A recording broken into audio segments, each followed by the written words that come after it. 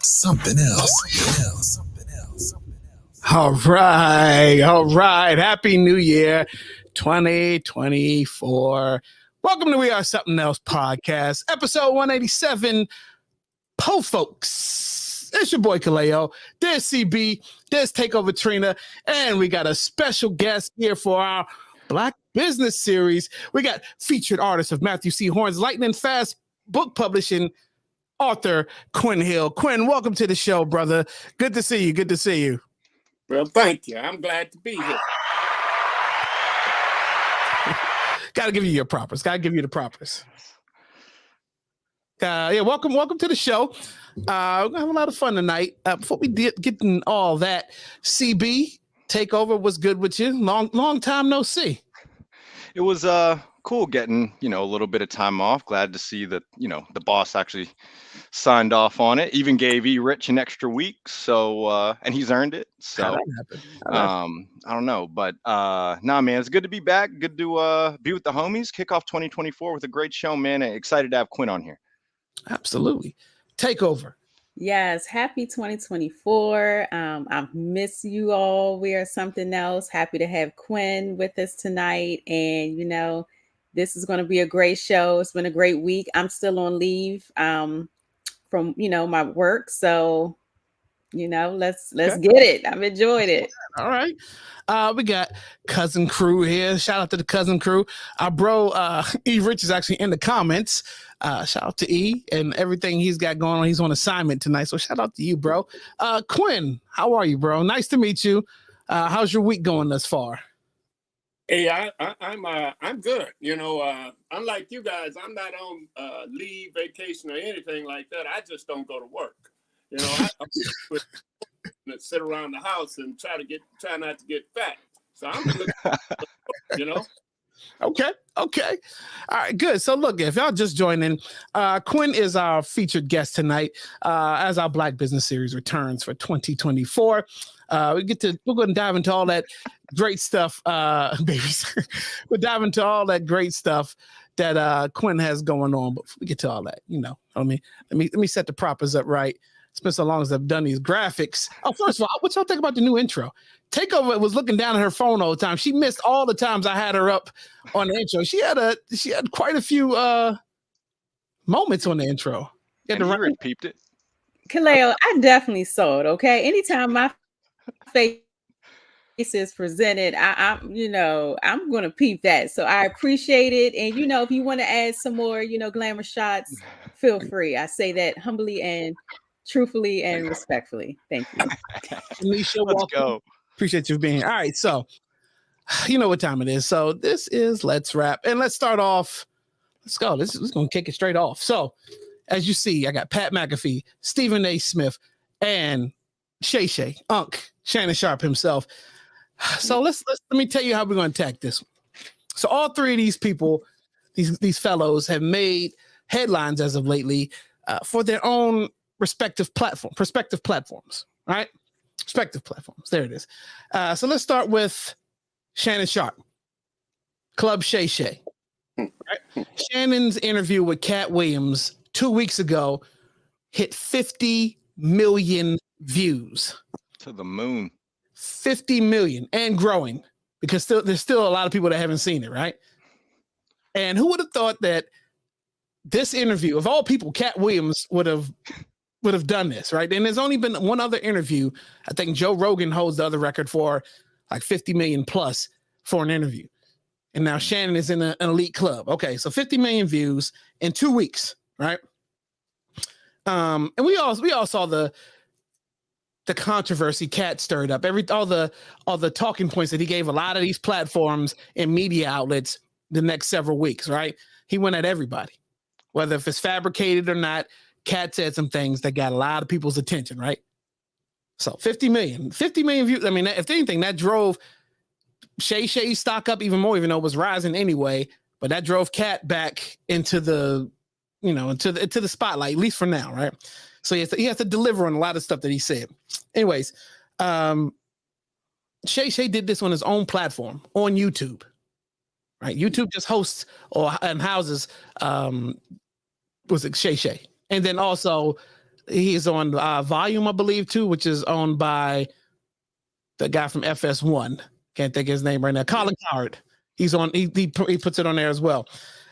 But then also, he has Nightcap as well with Ocho Cinco most of the time, and then Gilbert Arenas on Wednesdays when they do basketball. This guy has 2 platforms. Club Shay Shay has over 2.46 million subscribers. Nightcap has over 836,000 subscribers. His own platform. He's doing it himself, right? So Stephen A. Smith on the Stephen A. Smith podcast, Stephen A. Smith show, he recently went out after Jason Whitlock. A lot of people knew that this was happening. Stephen promoted it for a while. He didn't call Whitlock out by name until I think the day before, the night of the podcast, where he was saying, you got to watch because I talked to my pastor. I talked to the guy at Chick-fil-A, talked to my Uber driver, and I told him what I had to do. What I was going to do is going to get ugly. You know, he's all animated with his voice with it, right? But Stephen A. went out and attacked Jason Whitlock, went right at him. He was tired of Whitlock's antics, and everybody knows what Whitlock is famous for. He's probably the number one person that downgrades black people, and this guy is black. Yeah, we can't do anything right in his eyes. He's one of those people that probably has a lot of self-hate within himself, or he knows how to market himself to get the clicks, right? So whether it could be a wrestling act where this is what you see on TV and behind the scenes, he's a really nice guy, but actually he's not, because Stephen A. put that to rest too, that behind the scenes, he's still an asshole, right? Or worse, he called him worse, right? But anyways, this interview got over 1.6 million views in a week, right? 1.6 million. So, and then Stephen A.'s show has 518,000 subscribers. Okay. It's pretty good return. Let's get to this one. This one could be a little controversial because it kind of deals with the skin to win a little bit. But everybody loves Pat McAfee, right? Everybody loves Pat McAfee. Pat McAfee has a great personality in and off camera, like all around great dude. A lot of people won't take anything bad about Pat. But Pat built his own platform on YouTube first. Pat has the Pat McAfee show, which features a lot of ex-NFL players, other writers and stuff like that. And he built his own platform on YouTube. And he was famous for getting Aaron Rodgers on his show on a weekly basis, right? And this is the reverse effect, because ESPN sought out Pat McAfee for that 12 o'clock p.m. Eastern Standard Time slot, wherever you are. They sought him out for that time slot because his following, he built his own following at 2.43 million subscribers by himself, YouTube. Right? So what did Pat do on his show this week or last week? He called out an executive at ESPN by name, live on air. He called out for sabotaging his numbers. All right. So this is what I want to talk about. I want to talk about the new media, because I just gave you 3 different platforms, 3 different people who have their own platform. They own these things, ownership. And they are doing wonderful things, wonderful numbers, views, subscriptions, and all that. I mean, regular media is talking about what these people are doing on their own platform. This is the wave of the new media now. Like, this is why radio is dying. This is why, like, people have, a lot of these channels have issues with getting views. So they go out and get all these hot takes. But anyways, let's talk about that. Let's talk about any of these interviews stand out to you. Which ones was your favorite? But then also let's talk about the new media wave. Like, where do you see, this is just the beginning. Where do you see this going next? Let's start with Takeover. So, I mean, 2024, this is the age of the Aquarius, right? So it's the age of truth. And so in media, you're going to find that, and outside of media, everyone's going to be speaking their truth, right? Whether you agree with it or not. And so definitely, I would say, I've seen all of the interviews. My favorite personally was Shay Shay, right? And Kat. And, I just love the dialogue, the conversation, the facial expressions, the realness of it, the shade of it all. I mean, if you could see some of the looks that Kat was giving Shannon Sharpe, I mean, it was like, what I'm talking about. And Shannon Sharpe is trying to keep this professional demeanor, but keep it interested. And, it's like, wait a minute. Okay, you're taking it a little too far there. Let's bring it on back. But, I love that Cat Williams, he was his unapologetic, authentic self. And so I appreciate that. Pat, hey, whatever issues he has with ESPN, I'm sure Fox would love to, have him. And I mean, let's be real. And then with Shannon, I mean, Shannon is just going to bring that theatrical. His interview, his rant rather, was very theatrical in nature. And, but he's speaking his truth. So I'm here for it. Okay. Quinn, you're up. Yeah, well, so I kind of disagree. Okay. I agree that Cat Williams interview was that was way over the top.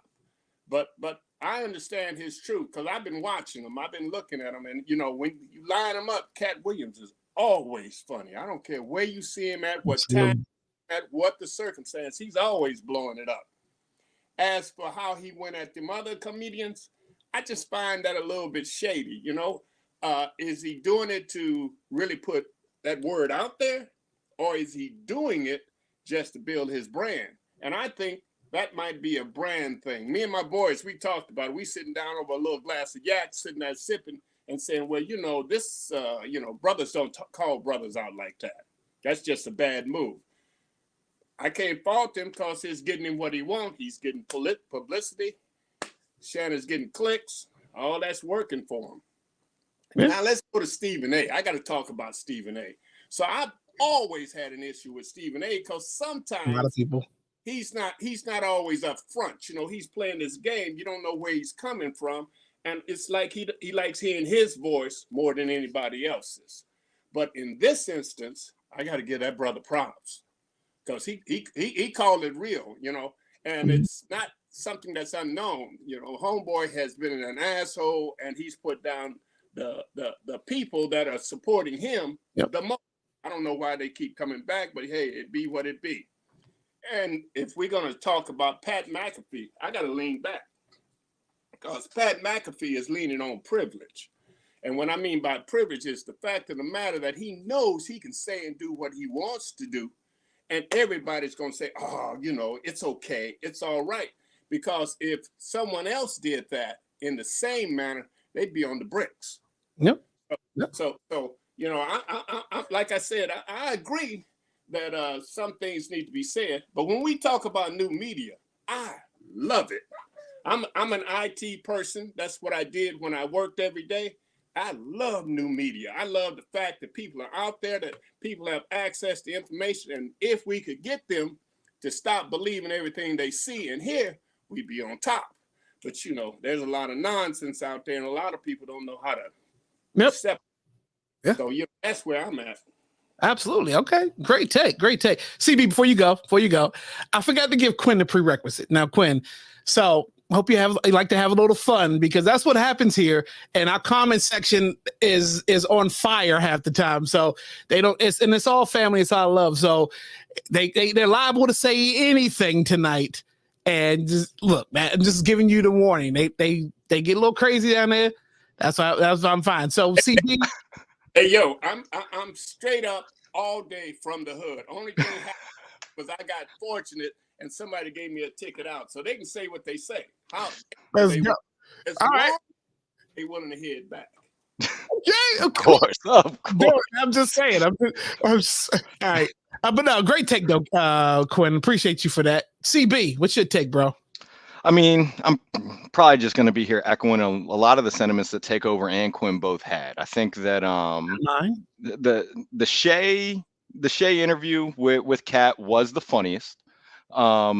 just because, like Quinn said, Cat's always been funny. Like when I remember some of those early mid 2000s specials that he had, bro, every Friday night, the homies, we could always put that on. It didn't matter how many times we had watched them, it was gonna be hilarious. And Cat's still the same dude. Like it is interesting gotten to see like some of his life outside, and him being a celebrity, we probably getting more privilege into his life than anybody really should have, right?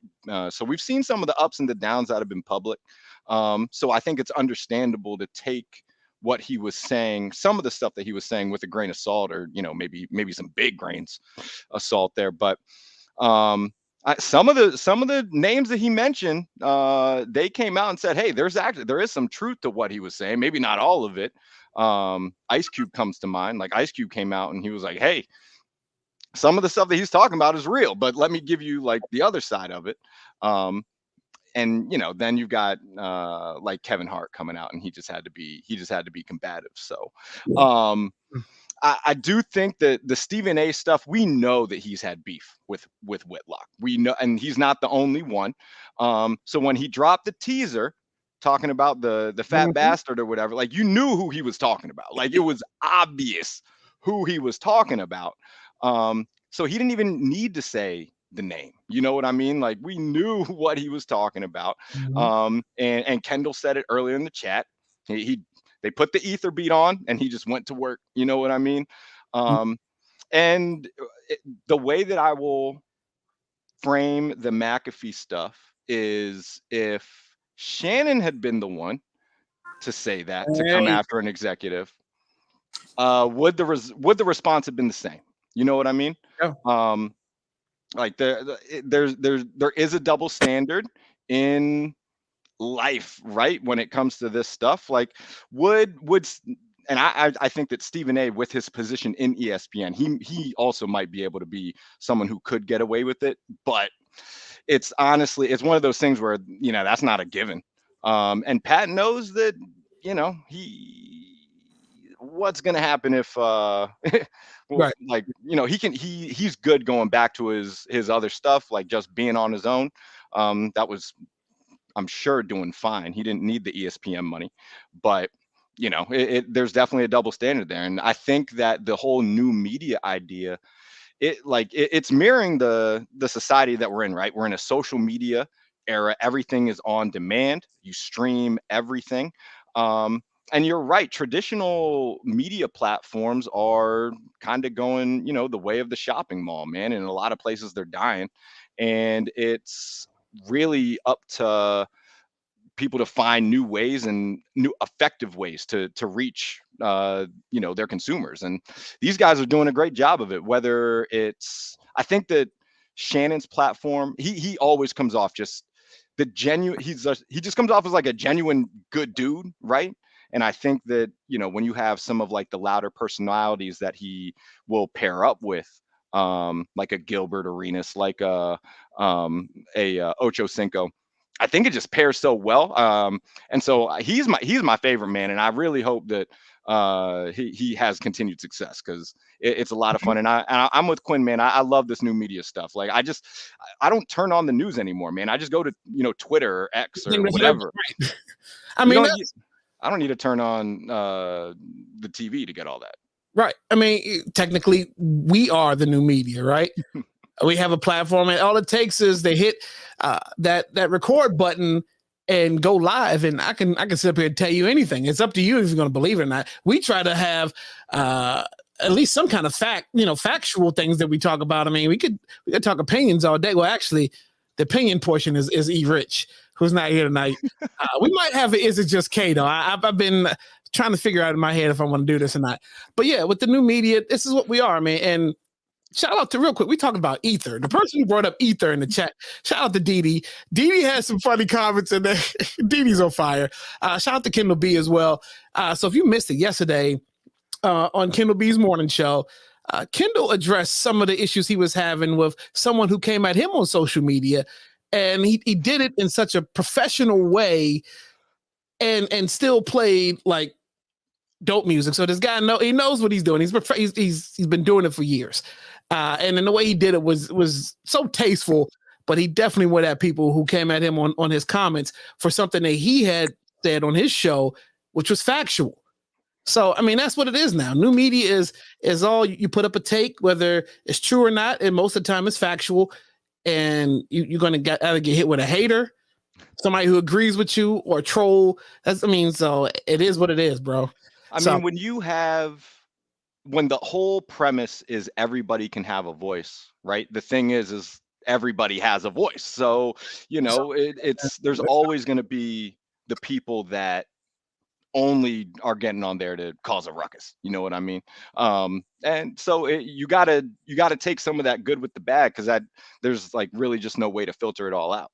Right, absolutely. Shout out to Anissa. Anissa, welcome. Day one, Anissa. All right, so we're gonna do this one in 60 seconds or less, because we got to get to the Black Business Series with our brother Quinn. Here we go. 60 seconds or less. Everybody's response. Let me know what you think. So McDonald's just announced that they're going to do a double Big Mac. That's 3 pieces of bread, 4 patties, double the sauce, double the cheese. Yeah, 60 seconds or less. My thoughts on this. You might as well have a coffin laying next to you after you eat this, because after you eat one bite and your body tries to digest this, just go lay in the coffin. Cause it just make it easy on your family, and leave the wrapper by there so they know what happened to you. I can't even get through one Big Mac, a regular. Now you're gonna give me a double? Sign me out. Sign me up.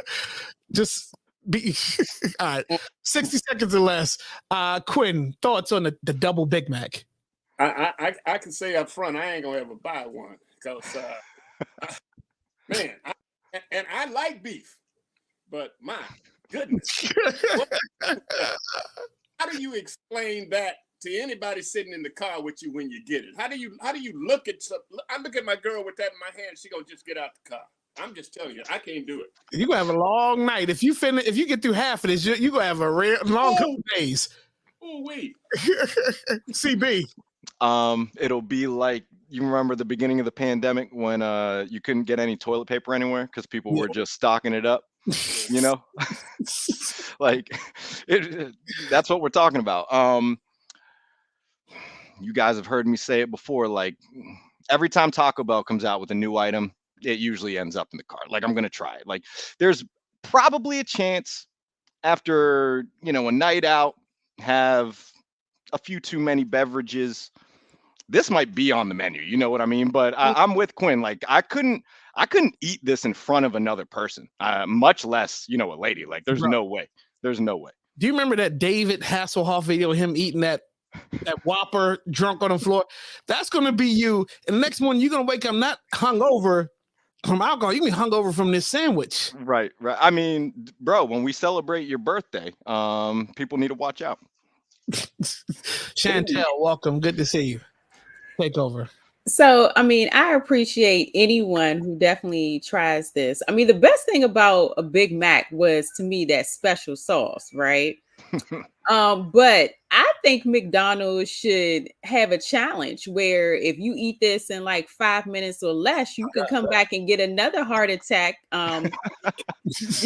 wrapped for free. I mean, why not? Hang your picture on the wall. I mean, it's crazy. They are going hard in the paint. Welcome to 2024. So here's the question: would it make a difference if it was if it was fish fillet patties or chicken patties? Is it the idea of beef that turns you off? Now they already got that double the double fish, right? Fillet, and that's my go-to. That and some fries, strawberry cake. Yeah. There you go. All right, y'all. So if you're just joining us, we are here back with our Black Business Series, and we have tonight featured author of Matthew C. Horne's Lightning Fast book publishings. We have Mr. Quinn Hill in the house. Again, welcome, Quinn. I'm so glad you could be here, and you're our first guest of 2024. Well, I thank you for that. Applause to you for choosing a rock star for your first guest. Nah, look, man. That's what I'm Pleasure talking is about. all ours, brother, man. I'm glad you. You know, so if I don't say my name on my book, Matthew might call me names. So my Hold book on. There you go. There you go. To give you a little background, I'm a vet. You know, I spent 26 years in the service, 21 of them in foreign countries doing things that you just don't want to know about. But I always worked with young people, young kids. I spoke across the country. You know, I belonged to a few organizations, and I've always been involved with them. And I've always used the phrase "one day at a time." I grew up. I was homeless on the streets of LA when I was 13. I was homeless on the streets of Detroit when I was 15. You know, so one day at a time was a reality for me. But you get to the point where you run out of things to do, you know, so that you start saying, well, I'll do this, I'll do that. And I got to the point where it's you know, like, it don't matter what you did in the past, and it don't matter what you got planned for the future. It's all about today. You Absolutely. know, that conversation we were just having about the people getting the clicks and going out and trying to get their name out, it's all about that. You know, so when I wrote the book, I wrote the parts of the book years ago, long years ago. I mean, decades ago. And my granddaughter, that's Jasmine, I got to give her a shout out because she my ride or die. She went down in one of my boxes and all these, my library, because I have a library in my basement because I'm a reader. She went and collected all of this, put it together in a hardback, handed it to me for Christmas, and broke me. You know, I'm one of them brothers. I'm one of them real men kind of brothers. You know, I don't break down for nobody. She broke me, so I said, I'll, you know, and I've been writing all the time. I give them a Christmas story every year. I write a new Christmas story every year for them, and you know, and I used to write for the different little papers. I'm a little bit of a radical. You know, I in the not the 50s, the 60s, I was a true follower of Malcolm X, and I was a supporter of the Black Panthers. Now, I trusted King. I believed in King. I loved his message. But, you know, when you grow up on the streets, that ain't what you know. Right. So when it came down to writing this book, I said, wow, how am I going to do this? So I put it together, you know, and I put a little narrative in there, a little bit about me, a little bit about what was going on in my life at that time. And then I put this part in there where you can have a conversation, because I feel that if you don't have a conversation, what you're talking about, all you're doing is watching yourself or talking to yourself and hoping people are listening. And I ain't got no time for that. Okay. You know? So I, you know, and Matthew, who's my publisher and my publicist, he's insisted after he read it. He said, "Man, you got to do this." I said, "Well, all right, you know, it's all right. You know, I like the ability to be talking to people, and I love talking to people of all genders, all race, all types. I just conversation. You know, I'm some people. I don't think so. I think I'm a very nice person. Look, look. So far, what I'm getting is very nice. Very. Yeah, well, there's another side. You know. So you know, it's like a door. You know. I got you. Now look, we all got that other side. So I got a question for you. Maybe help you. Help me out here, because the book is called One Day at a Time, right? Let me put this artwork up because it's kind of part of my question. Now I'm a visual guy, right? I love visuals. I love colors. It speaks to me, right? And I'm sure there's other people who have creative minds that like the artwork of an album. Sometimes that intrigues the person to listen to the album because the artwork of the album is just so dope. Yes, You're intrigued. So my question for you is, what inspired you to come up with this particular artwork for your book, and does it mean anything to you? And first of all, purple and black speak to me regardless. So, but yeah, I just want to know about your book cover. What led to you picking this cover? So let's talk about the tree. So I'm a golfer, and when I show you my show and tell, you'll see what I'm talking about. So I was playing a course in Baton Rouge, and they had this unbelievable old tree sitting there, right? And I said, I wonder the things that people have talked about under that tree.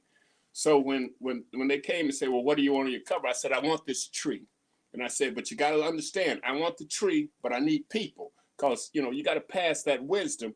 And I needed to show that wisdom is based in what we went through, what someone else has been through, and all of that. So we have to have the roots. And it's just natural that you choose purple, because purple is royal, you know. And I think that, you know, we are all part of a royal priesthood. You know what I'm saying? And the goal, you know, I like money. You know what I'm saying? There you go. But you know, so for me, the cover of the book speaks to the content of the book.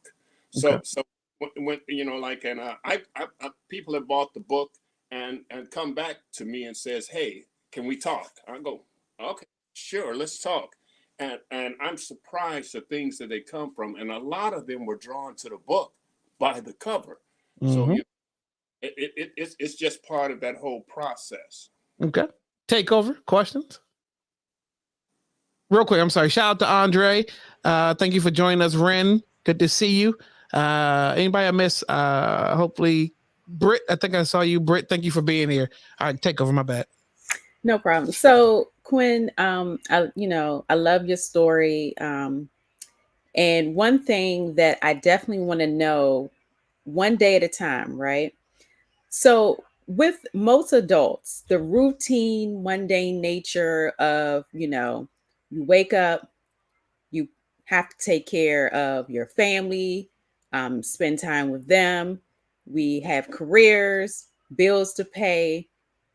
How can one really tap into their higher potential or find their passion or their purpose in life, within the realms of all that we are bombarded with and just life in general? So you'd be surprised that how often that question comes up when I'm in conversation, I'm in round table with people. I think for me that it's simple, that you have to find a way to find that pause. Everybody thinks that life is 100 miles an hour or it's dead still, but that's not true. Life moves from session to session, and in between those sessions there is a pause. And if you find yourself in that pause, you can then go on to thinking about, well, hey, where am I at? What am I doing? What are my plans? How am I being affected by that anchor that I cannot release? So that you if you pause, you start to look at this and you find yourself saying, whoa, wait a minute. I'm being held by what I don't want to be held back by from the past. And I'm planning for things that I haven't prepared for. Okay. So when you get to it, the only thing you can do, the only thing that you can truly manage is this time right now. All the rest of it is something that has happened and something that may happen. And we all know that life can jump up and change all of that nonsense, make it so that whatever you had planned just will not happen. Right. And whatever you do, you can't lose yourself in what has happened in the past. Because if you do, trust me, today will not happen, and tomorrow just simply is not possible. Dope question. Thank you. CB, you got a tough question to follow, bro. Man, like takeover. Jeez. Quinn, first I want to say, like, that is an incredible gift to have been given, to have all of that kind of put together. How, put a hardcover on it. How did it, just give us a little bit more insight into how it went from, your daughter putting that together for you to being it, to deciding this needs to be published. This is something that should be shared with everybody. So I've read all the time when you're a poor kid, and I was that ugly poor kid, and when you're on the streets and stuff like that, you find yourself trying to find ways to get through. You can either have despair, or you can go through all that. You can fall into drugs, you can fall into whatever, right? I always read. That was my thing. I didn't care what it was, I read it. And then it comes to the part where what's in your head. So I started writing. I started writing early in my life. So all the writings and stuff like that, I had a gift for these words. I had a gift for these words. But the problem was that I didn't think anyone wanted to hear what I had to say. You when you're a poor kid and you walk into places, people don't see you, they see the poor kid. They don't know who you are. They don't care who you are. I mean, just a little backstory.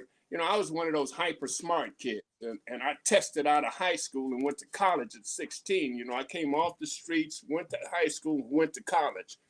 And I got in college at 16 from being on the streets and had no idea how to deal because there was nobody there to teach me. So I sit down and write. I write about that experience, and I write about. So I've got boxes of things that I've written. I wrote when I was like in some places. I've been to places in the world that some of them don't exist and some of them shouldn't exist.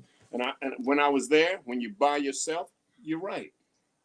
So once my granddaughter, and it was my granddaughter, my granddaughter came to me with the book. She says, why don't you just do this? At first, I said, yeah. Like I said earlier, I said, yeah, I'll do this. But then when you sit down to actually do this, I was just going to write a book. And she said, no, you've got to bring these other things in because those are the parts that I want. So I said, I started collecting. I used some of the material that she given me, and then I put it together. The hard part wasn't putting it together. The hard part wasn't writing it because those were natural. The hard part was finding someone who was willing to partner with me to write it the way I wanted to write it and then publish it. And that's what Matthew did. I talked to him, and I like I said, there's an unfriendly side of me. And when I'm dealing with business, I figure that we can play all day. Mm-hmm. We can have fun all day. But when it comes down to business, let's handle our business, and then let's go out and have a cigar and a drink, dinner and fun. But right now, let's handle business. And he handled business in a way that was pleasing to me. And I tell anybody, find somebody that's going to do it the way you want to do it, as long as what you're doing is going to make sense. Yep.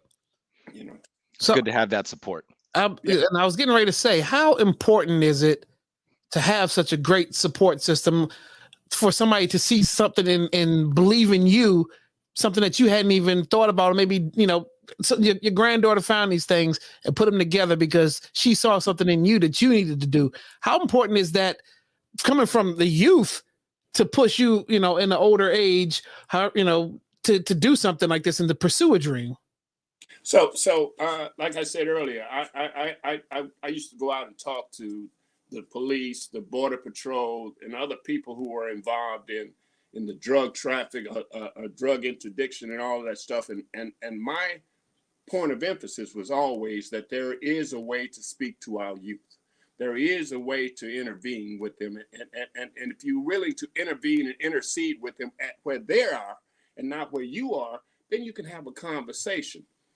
So I didn't think, because like I said, I wrote some of those pieces that are in this book decades ago. I mean, long before she was ever born, but she was finding that, hey, this resonates with me. I can hear this. This is important now, even though you think it's not. It's important to young people today. So I wrote the book thinking that it's going to be for a particular part of the segment of the population. And I'm surprised at the conversation I have with young people. They roll up on me like, I had one roll up on me the other day. I'm at a book signing. I'm doing my due. And she rolled up and said, hey, Mr. Quinn, we need to talk. Excuse me? She said, let me talk to you for a minute. And she had read a portion of the book. And she wanted me to clarify some of the things I said because they related to some things in her life. So we sat down and we got into this conversation. And, I'm looking at this 20-something and she's bringing it real. She's not being, oh, yes, sir, mister. No, she's like, yo, bro, that ain't what I'm thinking, And so, and I found it to be refreshing. I said, yeah, well, I like this. I could do this all day, but the important thing, the most important thing is that once you choose a path, no matter what it is, you follow that path. You do the things to strengthen yourself to make that work for you. I mean, I absolutely believe that you guys and the ones behind you are our next. And if you don't get it right, you blow it up for me. All right. Okay. No, good point. Take over. Can we expect more books to be published in the future? Well, no pressure. You can't put any more pressure on me than Matthew. So I started writing. I have a number of books in the hopper, right? I have a number of manuscripts in the hopper. So I started writing about privilege and non-privilege, and I titled the book Under the Red, White, and Blue. And I separated the difference between privilege and non-privilege by the fact is whether or not you're covered by the red, white, and blue, or you're under the red, white, and blue. And I wrote it and I'm writing it from the perspective of a military man who is working and fighting for the privileges under the red, white, and blue. Privileges of the red, white, and blue while I live under the red, white, and blue. All right. Yeah, and that was pretty tough. I was working pretty hard on that, right? Yeah. And my youngest daughter has sickle cell, and I started writing a book way back in the 90s about her and her thing. I call it her thing, but her that portion of her life. And I put it aside because it was too much pain in it for me, not for her, but in it for me. But then I'm working one day. She calls up and says, "Mom, I'm in a situation here." She was in Houston. She couldn't get her meds, and I just told her, "Come home. I'll get you." So I picked her up, and then when I brought her home, and I looked at her and I said, "It opened up those things that were closed in that place that you put things that you don't want to remember, don't want to feel again." And I started writing that book. So I taken my focus off of the book Red, White, and Blue and put it on the book Hiding Your Tears. And it's that book is, I'm surprised it's progressing very quickly. And I've already sent portions of it out for editorial review. Nice. And people say it's better than the one I just one day at a time, but I don't think so. I think one day at a time is a start. But yeah, I got 2 books in the hopper, let's say. Okay. CB? Nah, that's exciting. And because we're about supporting the businesses that are on the show, I do want to let you know I did purchase the book earlier today. So after I get through it, I'm looking forward to actually bringing some of my own questions to you from that experience. I did want, and you kind of went into it a little bit there with Takeover's question, but I am interested in your creative process and how some of the stuff ends up going from up top onto the paper, onto the pad. So I'm old school in that way. I write with pencil and paper. Mm-hmm. I carry books that look like journals with me, but actually they're where I write snippets at, a little bit of this, a little bit that, a little bit of this, and a little bit of that. I write on pencil and paper, and then I come, and if you were downstairs here in my bar, and in it I have a writing studio where I have two computers and a laptop and another reference device. So I sit here and I'll be on one on my right. On one of them, I do research, and on the other one, I build notes. So it's like I'll have a note. It'll say, "Hey, today is Tuesday. What are you going to do with Tuesday?" And I'll say, "Well, let me see what I can do with that." And then I'll type a little piece. I'll write a little piece, and I'll look at it. Then I'll print it, and then I'll see whether or not the words work. And I'll go, "You know what? This might be good for something." And I've always done that. Even before I had computers, I went to a swap meet and bought me a 1903 Underwriter computer because it was there. I said, "Oh, this would be great. I'll put it up." And it didn't go with the decor. My wife said, "Bro," but the writing process is what you make it. A lot of people think that it's got to be in a dark room or on a mountaintop or wherever. It ain't none of that. It ain't none of that. It's what drives you and gives you the comfort to do what you do. Now, I'm a computer guy. cybersecurity guy. So writing wasn't my creativity. My creativity at that time was building networks, building things, doing those things like that. So your creative process doesn't have to be a book. It could be something that you're doing every day. I mean, if you love what you do and you want to step outside of it, step outside. You know, if you are afraid to move from where you are right now, you'll never create, you'll never do, you'll never be. But if you are, boom, the world is yours. You'll blow straight up. Nice. Shout out to Dimitri. Appreciate you for being here. So there was a question in the chat, Quinn. If you could summarize one day at a time for somebody, your sales pitch from one day at a time, what are we going to find in this book? What are we going to find if we read in one day at a time? So one day at a time is, like I said earlier, loosely based on my life. I talk, well, on my younger life. I talk a lot about the simple fact that if you're living, you got to be moving. You got to be doing something. So I wrote it as a conversation. So when and each of the different sessions in it are about different kinds of things.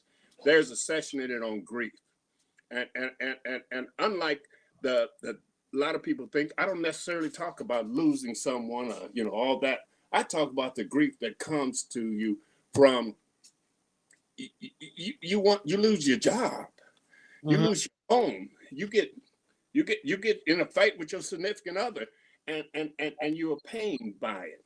So we talk about that. I talk about in there back in the day when Detroit had the Big Four. And the Big Four thought their pastime was beating up little black kids. I talk about that. I talk about the fact that they beat me up. And they beat me up on the night that my girlfriend broke up with me. You know what I'm saying? So, yeah, and I was in Detroit, and it was wintertime. But what I'm talking about there is opening that door to you saying, yeah, you know what? I had a bad day. I had a bad week. I had a bad moment, but I made it through. Okay. And the fact that somebody else made it through and is talking to you about them making it through helps people to move forward. So the book is about you understanding that it don't matter what happened yesterday, and it doesn't matter what you got planned for tomorrow. You just got to get through the day. You just got to get through. And getting through is a success. And that's what it tells you and helps you, in my mind. Okay. So before we transition, Quinn, tell people where they can find you. If you have social media, website, where they can find the book if they want to buy it. Give everybody your stats. Okay, so I have a website called Just Quinn. It's a little arrogant, but I couldn't think of a title when I was making. They built the website, then I went in and rebuilt it, and I said Just Quinn works for me. So www.justquinn.com is my website, and if you want to reach me, just send me an email at jdrtq01@justquinn.com, or you can get it on Amazon, or you can get it on borders.com, Amazon or borders.com. And a number of stores have it. I don't know all of them. I know they always ask me if I'm on Ingram, which is the way they get their distribution and stuff like that. So you can go out there and get it. You can drop me an email, send me a text, just call me up. I'll send you a copy. I'll sign it. I'll put a little note in there, and CB, send me yours when you get. I was going to say, I'm going to do that. Sure. So it's available. I went out there and looked on Amazon because, that's what you do, and look at one day at a time. And I couldn't believe how many people had one day at a time. I'm going, why everybody stealing my title? But then you go out there and add my name and it pops right up, Oh, there we go. Okay, I'm good now. So look, we want to thank our first guest of 2024, Black Business Series guest, Mr. Quinn Hill. Thank you. Let's give it again. Thank you for your time, brother. Thank you for that. I got one thing. Y'all said it was the age of Aquarius, and I'm an Aquarius. You know what I'm saying? So I just throw that out there. There we go. I love it. All right. All right, so we give everybody this homework, and like you told us behind the scenes, it was difficult. That's what it's meant to be. Now we ask all of our guests to give us their top 3 albums and top 3 movies of all time, and we've heard quite a few repeats. We've heard some unique ones, but this is what we do because we're interested in movies and music, and just want to see what people's what entertains you. So we'll start with the movies. All right. Your top 3 movies of all time. Movies were easy. You know, it's Malcolm X with Denzel Washington, Spike Lee version. You know what I'm saying? You gotta go. Yes. Right? Lady Sings the Blues. If you haven't seen the original Lady Sing the Blues, oh my goodness, that's a good movie. And then I'm a Tupac guy. I had to go with Tupac Juice, right? Oh, well, yeah. Okay. All right. You know what? I'm telling you, that's real. But I had to, when I'm doing it, I'm saying, man, why they give you this hard question? You know, because I love the Equalizer movie because I like people being bad. And I like John Wick movies because I like people being bad. You know, those are my top 3 movies. Okay, those are good. Okay, let's do the albums now. Now that's where it got difficult. Let's go. Because I do radio on Fridays, and I'm gonna play one of these songs or 2 of these songs from these albums that you pick. So let's say what you got. So sitting next to me are 1, 2, 3, 4, 5, 6 boxes of albums, the vinyl. You know, so that tells, and behind me is a reel-to-reel, as you can see, right, and a whole setup, so you know I'm listening to music. So I started off. Number 1 was easy. Stevie Wonder, Intervisions. You gotta go there, you know. And then it got hard, so I kind of skipped around a little bit. So I went to Earth, Wind, and Fire. It's the best of Volume 1 because of that song September. You know what I'm saying? That's all day good time. You know, and then I like Phoebe Snow because of the song Poetry Man, because I think I'm a poet on occasion. Mm-hmm. But then I'm thinking about it, you know, and I'm sitting there and I'm puzzling. So I ended up going back to and saying Tupac, Me Against the World. No. You know, and you know, and you gotta listen to it. But it was a tie between Tupac and Tupac number Me Against the World and Strictly for My, you know. Yeah, I got you. 2 classics, okay.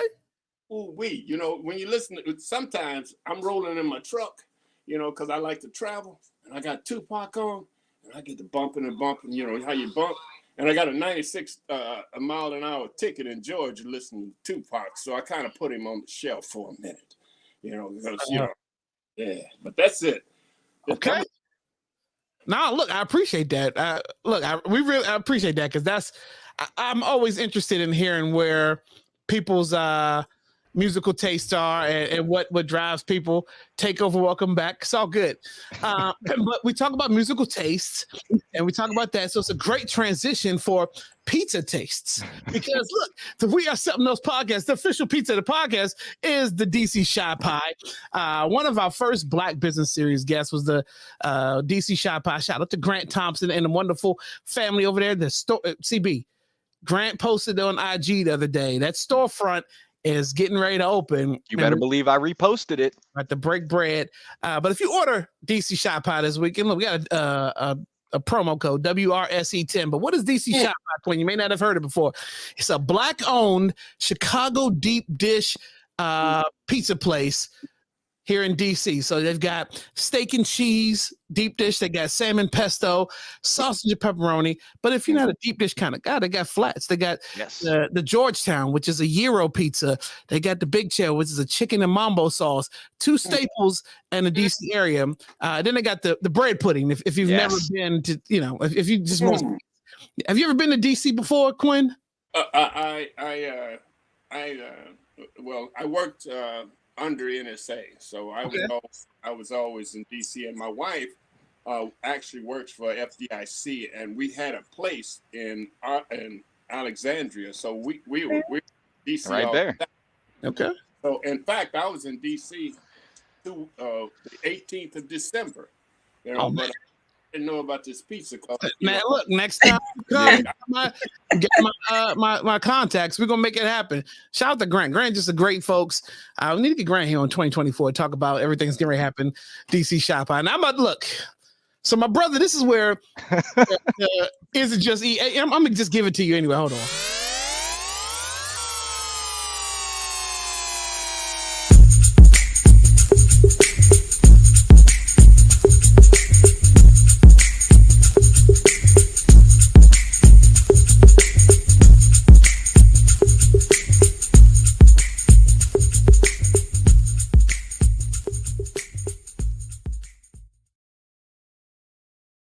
All right, look, I haven't done this one in a while. That's how old the graphic is. Is it just K? When E is in here, I'll do the is it just K. Now, this is the portion, Quinn, where our brother E Rich gets up here and he has an unpopular opinion about something. And everything you kind of thought about him up until this point goes out the window and you probably end up not liking the guy for the rest of the show. I'm going to try to maybe mimic that, maybe not mimic that. But I got to talk about something that's on my mind, and I couldn't pull the graphic up. So we're going to try to do this again, like we did a couple weeks ago, the last time we was here. Right. So I'm going to do this. Hold on one second. I'm going to find it. I'm going to do this. I'm going to do this.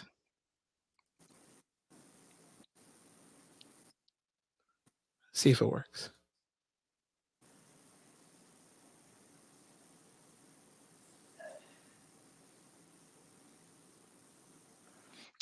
Oh, the vibing, the Donna Kelsey vibing. So, is it just K? Now, there was an article that NFL posted that said Donna Kelsey vibing with her friends. Right. Now, anybody in hip hop culture, anybody who's not blind knows that is swag surfing. Or in this case, whitewater rafting, as I've seen online. But is it just K? But are you not fucking tired of seeing Taylor Swift featured on every Chiefs game? Because I'm like, where's the game at? They're so busy with the camera up Taylor's ass in the press box or owner suite, wherever she is. I don't even know what's happening on the field. And Swifties come after me. I don't care because this show isn't for Swifties. Dee Dee is probably the only Swiftie in here. But I'm so tired. Yeah, sorry, Dee Dee. Taylor Swift sitting next to poor Donna Kelsey. My thoughts on Donna Kelsey is just she's just caught up in the fire because she's sitting next to Taylor Swift. And the reports about Taylor and Travis getting married, who cares? Who cares about Taylor Swift at a Chiefs game? Donna cares. Because have you looked at how much she's worth? Look, these guys are trying to repeat a Super Bowl, and the last thing they need is distraction from Taylor Swift. They don't show nobody else's wife. They don't show Patrick Mahomes' wife all the time. That's what we had like the last 5 years. And then it was Jackson Mahomes. It was Jackson Mahomes. You know what? Give me Jackson Mahomes all day. That's how bad this shit is. No. Jackson Mahomes all day. I'm tired of Taylor. We had to hear about Taylor and John Mayer. We had to hear about Taylor and whoever else. And all these out. Taylor and what's the guy? Watermelon Sugar High.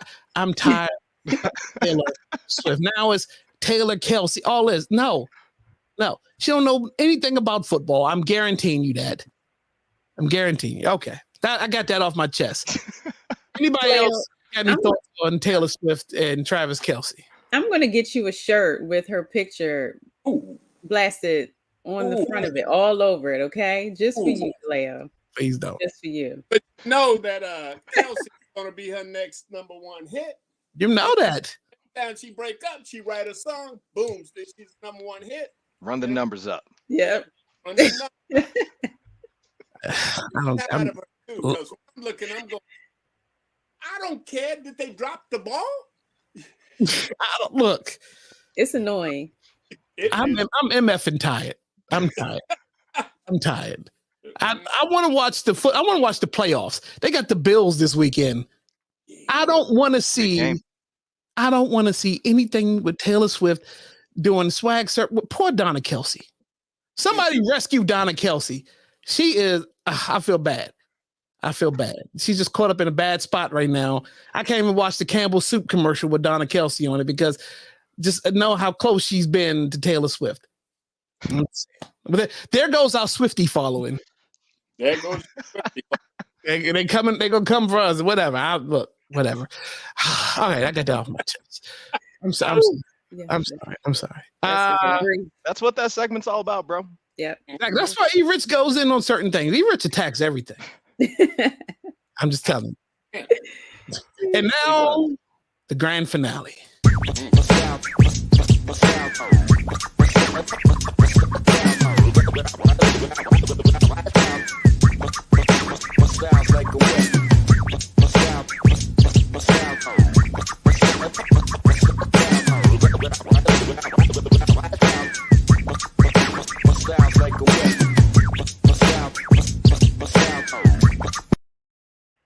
All right, CB, what we got for that copper drop this week? So recently, Jordan Brand dropped a yellow ochre Jordan 1, which I believe you can still get on sneakers. And they're coming back with a Jordan 6. This is going to be on January 27th, and it's going to be $200. That's like the running price for a Jordan 6 these days. They are coming out in full family sizing. So even if they're not necessarily a cop for you, are they a cop for maybe someone else in the fam? But how do you guys feel about this yellow ochre Air Jordan 6? It's $200. It is dropping on the 27th of this month in January. Are you guys copping or dropping? For me, I do like the 6, but this is not a must cop. Yeah. For me, not necessary by any means. But how are y'all feeling? This is a drop for me. I love the 6, but just not this colorway. To me, seems kind of lazy, and it just threw something different in there. But yeah, not. They basically took the Carmine colorway, and like the color blocking, and did this with it. Now, had they done something, had that color just been a little different, maybe, but yeah, now I'm gonna drop. I like the fact that you can cop it for the whole family. I think that's dope. But me personally, it's a drop. CB, you said the color yellow reminds me of peanut butter. I don't like peanut butter. So next. All right, so Quinn, if you had opportunity to buy these for you or for somebody else, would you cop them or drop them? So my daughter's calls me up and says, "Hey, I need you to get on because we need to catch these when they drop." Yeah. So I wouldn't buy them for me, but I'll probably end up getting online and trying to put in one of them bids for it just for her. There we go. I don't understand it. You know, I'm looking at shoe boxes coming in the house all the time, and I open them because she has my name, and I'm going, they too small. That's funny. I love it. Yeah. Look, gotta appreciate the lady sneakerheads out there. So this is the portion where we do shoe and tell. Doesn't necessarily have to be shoes. You can whatever you got that you want to show, because not all our guests are sneakerheads. So that's the prerequisite. But real quick, Poppy, Dimitri, they give what he said. What's the comment? They give him golden mustard. Absolutely. But then the colorway yellow ochre reminds me of Bob Ross, because that's one of the colors that he used to shout out in the beginning. See, my Dexter's Laboratory. But look, Poppy also put up a comment about I bet I won't run up on Anita Baker or wherever. You won't do that. But yeah. So yeah, this is the portion. So Quinn, by you being the guest, you get the option of, do you want to go first or do you want to go last? I want to go first because see, y'all gonna talk about all these sneakers and stuff, and I want to hip y'all to something that y'all need to know. Let's go. Let's go. You're first. See that right there? Wait, let me find the camera. See that right there? Oh, ain't that sweet? Got a cork interior and stuff. That's a golf shoe. And wait, before we roll. This was my Christmas gift. Yeah, look at them. Okay. Wait, ooh, wee. You know, the premise is, and everything behind me, including my Jordans, are golf shoes, except for my Michigan Jordans. You know, I got to have my Michigan. I'm a Michigan fan, right? Oh, But you're living real good right now. You're high. Ooh wee. Ooh wee. We won't even go into that. You know, you walk into my man cave, and you're not a Michigan fan. You will be when you leave. But as far as show and tell, you got to. If you don't play golf, call me and I'll help you with that. I know E-Rich is mad. Yeah, he's a huge golf fan, and I'm transitioning to golf. Well, then, he needs to get some of these shown up all whites. You know what I'm saying? Look at that. Look how pretty that is. Look at how pretty that is. Sheesh. Ooh wee. Now, when you become a golf shoe thingy, and I got about 50 pair out in the garage, right? You know, you got to buy your outfit and shoes. So the way I do it is I go buy the shoes first, and then I go buy an outfit to go with it. Cause I'm just telling you, my golf game may not be tight, but my shoe game's right. Hey. All right. Did you see these comments? Dimitri Dory's wrote comment. Oh, go down. There you go. Quinn is in the cars to pick up everyone at Sugar Ray. Look at the rest of the Sugar Rays.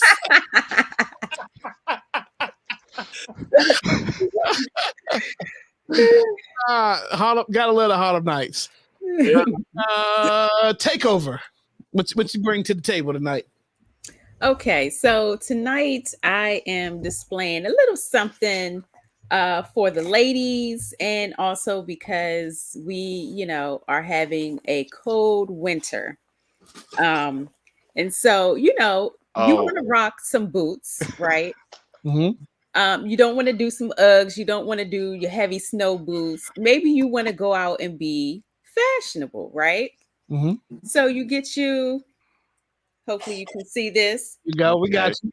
Little flat boot, black, but it's high. And you can style this with skirt, dress, pants, whatever you want to do. But it's going to get you, and this was affordable. Nice. That'll go good with a dope all-white Culture Couture hoodie, sweatshirt that I happen to see. That's or right. I got the custom gray. Shout out to Culture Couture. That's right. All right, so let me see what we got here. He said hooker boots. Jesus Christ. That's easy. Okay, wait a minute. That's your man. That's your right. Coming to the other room. He probably sitting right there too. I'll deal with him later. He's sitting right there. All right, so this was a pair that I saw last year get teased by Brandon Ingram, and I was like, you know what? I gotta have them as soon as they come out. And I've been following this shoe forever to figure out when the release was, but it happened to release on my daughter and my dad's birthday. So I was like, why not get myself something? So it's the Jordan 38 low. I wore these today, so CB saw them today. Now I haven't been pressed for a brand new Jordan in a long time because the retros is where it's at, the different colorways, and very rare is Jordan kind of shocked me with what he's come out with. And the mids for these were okay. They were decent. But when you see a low, and typically everybody knows the lower version of any Jordan sneaker is going to come with the fire. And this is like fabric. So you definitely got to spray them up. Infrared inside, infrared all the way around, clear. And this is a basketball shoe. So when you put them on, you can feel the basketball technology as you walk. Anissa's copying. So do they make that as a golf shoe? Right. Golf shoe. Now, they have the bottom. You can put ways to do every shoe to make it a golf shoe. So when we get done, I'm gonna be ordering a pair.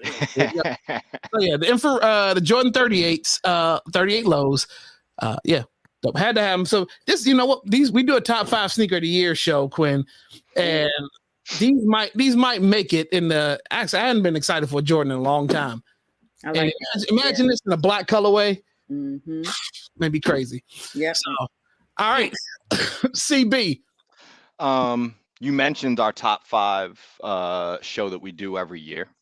So please, for the homies that have not watched it yet, please check that out. These shoes were on there on most people's list. Oh, come on with it. Come So see. this is how we're going to start the year off. I said they were a must, and so I did it. These are the reverse Grinch, the Kobe's. You know. Yeah. I won't. I said it on the show. I'm pretty sure. What the pass? I have. You know, I understand that the original Grinch colorway with the green and the red laces is like the most iconic, but red is my favorite color. So the fact that this is red all the way, for me, this is the colorway. These joints were too fire. I had to get them, man. So yeah, I said I was gonna do it, and I did it. So here we go. That's probably about my shoe. And this is definitely about your shoe, because me and Dimitri talked about trying to score those. He wanted a pair.